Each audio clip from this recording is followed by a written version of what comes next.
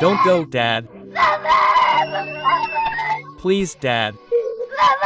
Don't leave me. Mom, don't leave me. Don't leave me. Dad, Dad. Such were the heartbreaking cries of Charlie Kirk's daughter. Amidst sobs and tears, his little daughter says goodbye to her father with a cry that moves anyone who hears it. "Father, don't leave me." Those were the last words of his little daughter. And after that heartbreaking cry, after saying goodbye to her father, Charlie Kirk's daughter cannot forget him. And so, in her immense sadness and in the depths of her room, a heartbreaking cry wakes her up at night.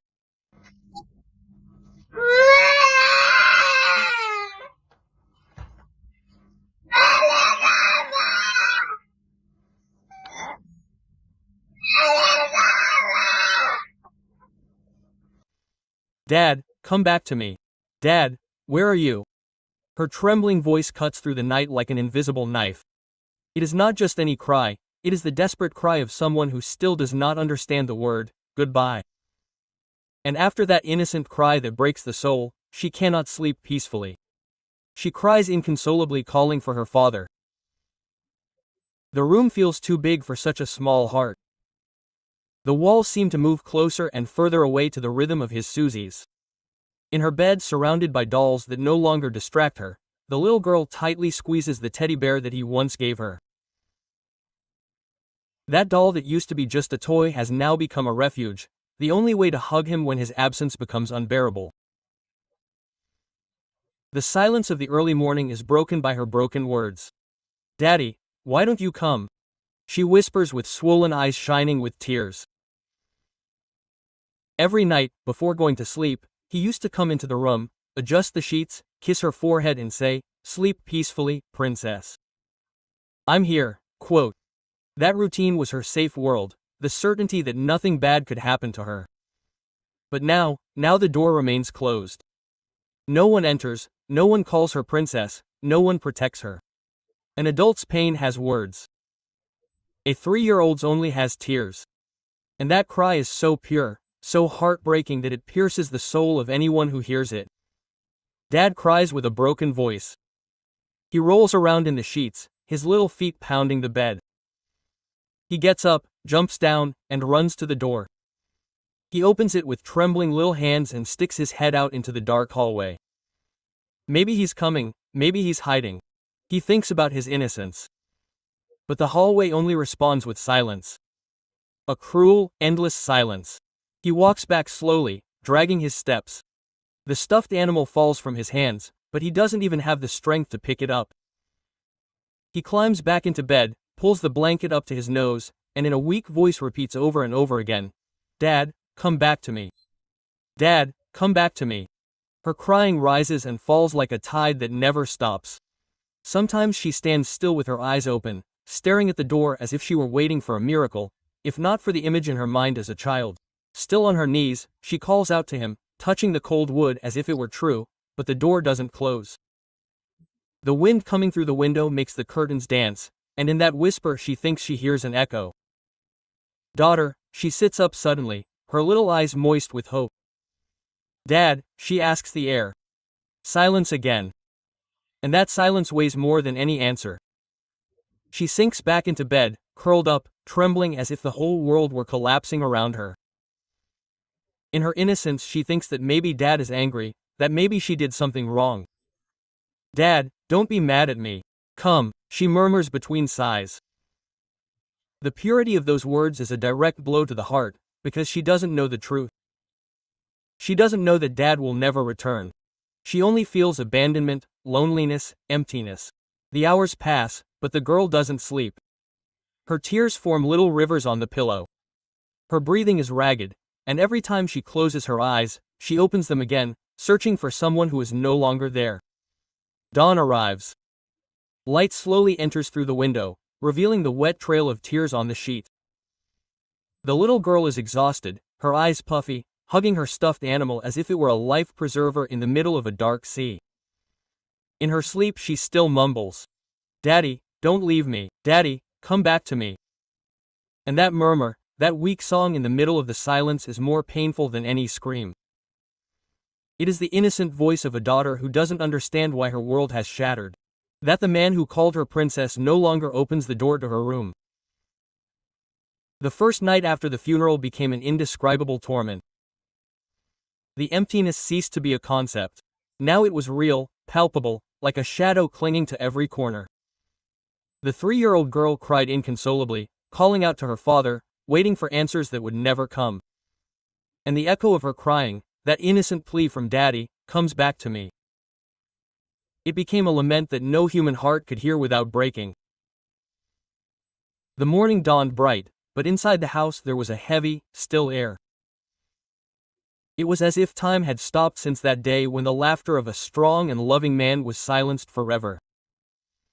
For a little girl of barely 3 years old, days do not have the same meaning as they do for an adult. There is no calendar, no dates, no future. There is only the immediate feeling of absence. There is only the, "Where is Dad?" She woke up late, exhausted after a whole night of crying. She rubbed her swollen eyes with her small hands and, as always, the first thing she did was look toward the door, waiting to see him come in. Silence hit her again. There were no footsteps, no voice, only an emptiness that she did not know how to fill. She stood up unsteadily and walked barefoot toward the living room. There, on a chair, her father's hat still lay. She took it between her fingers and hugged it with all her strength. The memory came to her mind like a flash. One day, he would come home from work and lean over to her, placing the hat on her head while saying playfully, "Look, princess, now you're just like Daddy." And she would laugh. That clean laugh that only children know as she ran around the house with her oversized hat falling over her eyes. He would chase her, pretending not to catch her until he finally caught her and lifted her up in his arms, sending her flying through the air. That memory made her smile for a second, but then the pain returned like a wave that swept everything in its path. Because there would be no more flying, no more games, only the empty hat in her hands remained.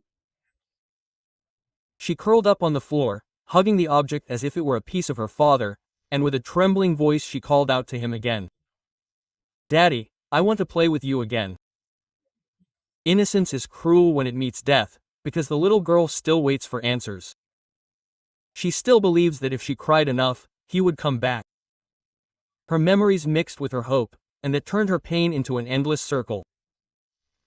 Later, in the dining room, she saw the empty seat at the table. She remembered how he used to place her on his lap, feeding her spoonfuls of soup while making her laugh with funny voices. She remembered how he would wipe her mouth with a napkin with infinite patience. And now, in front of that same seat, she only found an immense gap, a silence that hurt her more than any hunger. She turned to her mother with moist eyes and asked innocently, "Dad, are you coming to eat?" The mother bit her lip, unable to answer. She got up and hugged her daughter, but that hug, although full of love, could not replace the one that was missing. The girl insisted, "Tell me when Dad is coming back." No one answered, only silence again. That afternoon the little girl played on the floor with her dolls, but her game was no longer the same. She placed one of the dolls in the center and said in a low voice, "This is Dad." And she walked away. The other dolls surrounded her and the little girl, her lips trembling, continued the game as if the words were real. "Daddy, come back. Daddy, don't leave me alone." Quote. The audience listening to this scene feels their hearts break, because a little girl's game that should be joy is transformed into a disguised plea, a representation of the pain she still doesn't understand, but that is already consuming her. As night fell, tiredness overtook her again, but there was no rest. In her mind, the memories were projected like a movie that didn't want to stop. She saw her father pushing her on the swing in the park, his voice encouraging her. "Higher, princess, higher." And she laughed with her arms outstretched to the wind without fear, because he was there to catch her if she fell. Now, in her bed, the little girl stretched her arms out into space as if searching for that invisible push that would make her fly. And when she didn't feel it, she burst into tears. "Daddy, are you pushing me again?" she said with a sob. The girl's desperation grew with every moment. She remembered his big hands carrying her from the street to the house, his soft voice telling her bedtime stories, his tender gaze telling her without words that he would always be with her. Now none of those things were there. Her mother entered the room and found her crying. She tried to calm her down by stroking her hair, but the girl, with the innocence of her 3 years, said what no one could bear to hear. "Mom, I want Dad. Call him. Tell him to come." There was no possible answer, only more tears this time from her mother's eyes. The girl, between sobs, clung to the jacket that her father had left hanging on the back of a chair. She hugged it as if it were a treasure, burying her little face in the fabric, searching for the scent that still lingered there. And between her tears, she murmured in a voice that could barely be heard, "Dad, don't go far, stay with me." The contrast was unbearable. Memories of joy mixed with the cruel reality of emptiness. Every happy moment turned into a dagger because it could never be repeated. The audience listening to this story feels a lump in their throat that is impossible to untie. Because there is no greater tragedy than that of a little girl, barely 3 years old, facing the eternal absence of the man who was her hero, her refuge, her everything. Night fell again, and like the night before, the little girl could not sleep.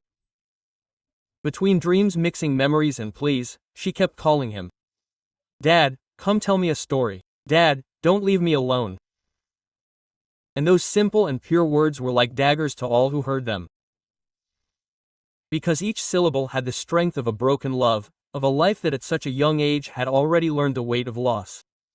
She can't stop crying when she learns that she has lost her father, and when she remembers him every night she cannot sleep peacefully. She cries inconsolably, calling out to her father, but her voice is lost in the empty walls of a house that was once filled with laughter. The little 3-year-old girl clings to a stuffed animal that he gave her. Each stitching on the doll seems to hold the memory of her father's arms, which lifted her up so many times to make her feel safe. Now that stuffed animal is the only thing that keeps her company at dawn when his crying interrupts the silence and the loneliness becomes unbearable. Her mother tries to console her, but the girl doesn't understand why, after screaming so loudly, her father hasn't returned. "Dad, come back," she whispers through her tears as if her voice could pierce through time and space. But the echo of those words only brings more pain.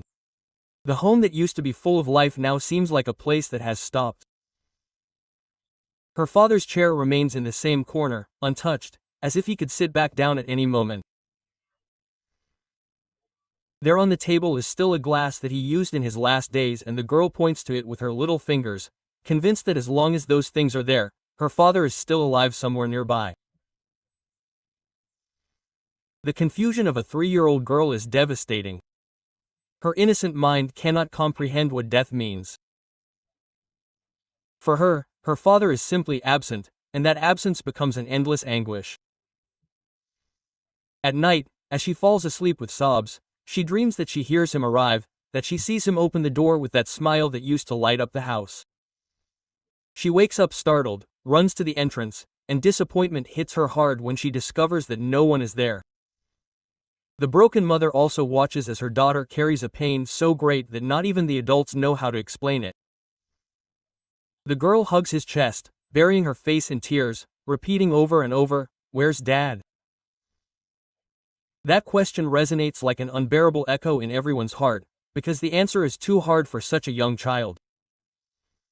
The memories begin to transform into a painful routine. Every corner of the house brings an image of what will no longer be. The armchair where he would sit her to read her stories, the hallway where they would play tag, the bed where she would curl up between her parents. Everything becomes a scene of absence. The most heartbreaking thing happens at dusk when the little girl insists on waiting by the window. She stares at the road, convinced that her dad will appear at any moment. Her little face is pressed against the glass. Her eyes fill with tears and her lips softly say, "Daddy, come sleep with me." That wait becomes a silent ritual that breaks the hearts of those who see it because they know that hope will never be fulfilled. The pain of a 3-year-old girl is pure, innocent, and for that very reason it is unbearable. She has no complex words to describe what she feels. All she has are tears, muffled screams, and the emptiness of arms that are no longer there. Her sadness has no logical explanation, only the absence that weighs on her more and more each day. At night, when she manages to fall asleep after so much crying, her mother hears her talking in her sleep. The little girl smiles slightly and says in a soft voice, "I love you, Daddy." That brief and fragile moment shows that love is still alive in her little heart, even though the world has taken her presence away. Time seems to have stopped in that home. Barely a few days have passed since everyone said goodbye at the funeral, and yet, for the little girl, every minute becomes an eternity without her father. She doesn't understand ceremonies or words of comfort. All she understands is that her father isn't coming back, and that's a huge blow for her young age. The mother sees her daughter's pain and feels her strength draining away. How can she explain to a little girl what not even adults can accept? How can she heal a heart that's just starting to learn about the world and has already been scarred by loss? Every tear the little girl sheds is like a mirror of the suffering of the entire family. Her innocent eyes reflect the tragedy of losing a father so soon, and her constant crying becomes a reminder of the irreparable. No games or songs can distract her. Her mind is fixed on a single question: why isn't Dad coming back? On the night of the third day after the funeral, the little girl goes to bed with her teddy bear. She covers herself with the blanket that her father once tucked in for her, and before closing her eyes she murmurs in a broken voice, "Dad, can you hear me? I'm waiting for you." Quote. The silence that follows those words is so overwhelming that the entire house seems to shatter into pieces. The girl's pain is not hers alone, it is the pain of everyone around her, multiplied by the innocence of her young age. And so, with each passing day, the tragedy becomes more cruel, because the only thing she wants, her father's arms, is the only thing she will never have again.